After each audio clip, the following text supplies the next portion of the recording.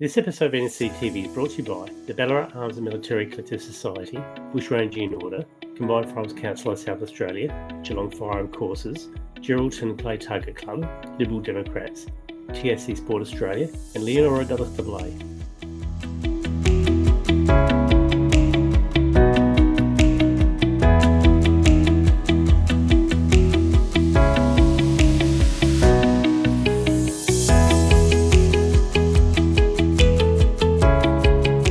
Welcome to another episode of NSCTV, and thank you to our patrons, supporters and our sponsors for making this possible. Graham Park from the Shooters Union is someone who's done a great job in articulating the problems facing shooters. In this episode of NSCTV, we interview Graham over the ongoing fight over Western Australia's gun laws, partly to stop what's happening there, but to also stop the rot from spreading east. So stay with us. So I've got Graham Park with me, who's obviously enjoying the scenes somewhere. How are you doing, Graham? Very well, Neil. Thanks for inviting us on. Interesting times in Australia with gun politics, for better or worse. Yeah. I said you're enjoying the scenery somewhere now. Obviously, it's not Western. You're not in Western Australia. No, I'm not currently in West Australia. You're actually somewhere where you don't have the problems that Western Australia has. That's Just true. Tell us where you are, Graham. Put us out of our misery.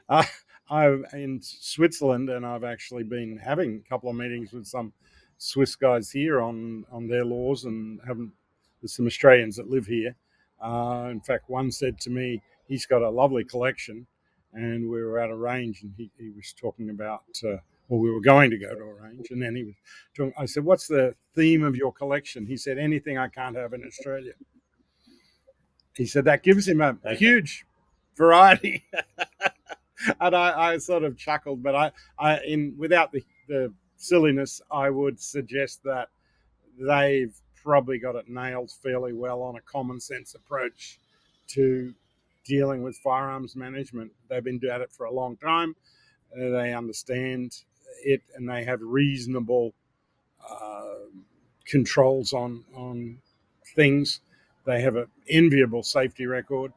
And at the same time, it allows for personal freedom and responsibility of the person, and it focuses on punishing actions, not people. Yeah, we were having a bit of a chat before we recorded this about Western Australia, which, all jokes aside, we have some serious problems, not only in Western Australia, but for the flow-on effect to other states. In the short term or long term, doesn't really matter. So collectively, what can we do as a community to try to help people, the shooters of WA, get some balance and to stop what's happening over there spreading? I think there's a number of things, Neil. It is serious. I also think for those of us outside of West Australia, who reside outside of West Australia, is we should understand the historical perspective that some of the West Australian things are things from pre-1996 resurfacing. Western Australia did not want to become part of a national firearms agreement in 1996, not because they thought it was too strict, because they thought it was not strict enough. And they were very upset. West Australian police specifically were very upset about it not banning certain calibers. So what you're seeing with this current ban on certain large calibers is really a resurfacing of an old thing. And the politicians are going along because they know it really won't affect large numbers of voters. But I think the more serious parts of it are the suggestions that they want to limit the number of firearms per person who's a licensed person, and also the mental health background stuff. I think those two issues for us, Shooters Union, are really the big concerning ones. And thankfully, some pretty prominent psychologists in West Australia have been going to the government and saying that won't work on the mental health check stuff, which is pretty accepted around the world. On the other side, the numbers thing, I think I've been pretty saddened. We put up a couple of posts about it when we first learned that it was being discussed. And it isn't finalised yet, but I guess it's working its way to whatever they want to do. We were a bit disappointed by the number of people from there who said, "Oh, that number's not too bad," and we were pretty horrified at that, Neil, because once you introduce a finite number, whether it's 100 or whether it's 10 or whether it's 2, that number is very easy to change that later. So if it's 10 this year, what's to say it won't be 7 next year and 3 the year after? Because, boy, someone held up a 7-Eleven with a homemade illegal gun. So I'm sure if you had less target rifles in your safe, Neil, we'd be all safer. I mean, it's a ridiculous argument. And I think West Australian firearm owners, supported by firearm owners across Australia, should all get together, and we should be acting. We don't all have to have the same message. The NSC can have a slightly different message than Shooters Union. You can have a slightly different message from SSAA or Dealers Association or whoever. That's fine. But we all need to be moving in the same direction on fighting this, because it's really restrictive for no reason at all. And I think a slight bit of good news is with the resignation of the former Premier there, Mr. McGowan. He drove this to some degree. It does allow a little space in there now that if some of the West Australian politicians in the ALP feel like, oh, we've got a bit of space, and they know they're getting pressure from their constituents. I think that's one of the biggest things, is getting people to go talk to politicians. Oh, it doesn't make any difference to write a letter or anything else. Well, I've been doing this a while, like you have, and it does make a difference. It doesn't, one letter doesn't, you're right. But when you combine enough of them, but what really does make a difference is when you make an appointment and you go in there and see them, how few people in an electorate actually do that. The message it sends to the MP is that this person took time out of their day to come and see me. It obviously matters to them. It's not just something that they're annoyed about. It's not something that, they're going to get really, sort of upset about. This is something that's going to change their vote. And if I'm seeing one of them, there's going to be 10 more that I'm not seeing, or 100 more. Exactly. That's the message. It does send that message. They will look at it and say somewhere, pick a number, but it's somewhere between 10 and 100 that they will say, there's maybe 50 people out in our electorate feel exactly like this, but they're not going to come in the office. They know that most people won't do it. And so the more people we can encourage to do that, I mean, these politicians work for you. I know they don't act like it, but they do. They get to their position because they've behaved as an MP in their party. Mm-hmm. They've probably grown up as an advisor, electorate officer. They're in the right faction. They've had pre-selection, and so they're very loyal to their party because the party got them there. And because of that, they're now earning a salary.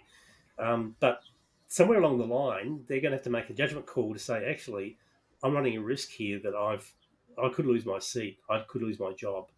I need to do something. And the two options that they have, one is to try to make you go away.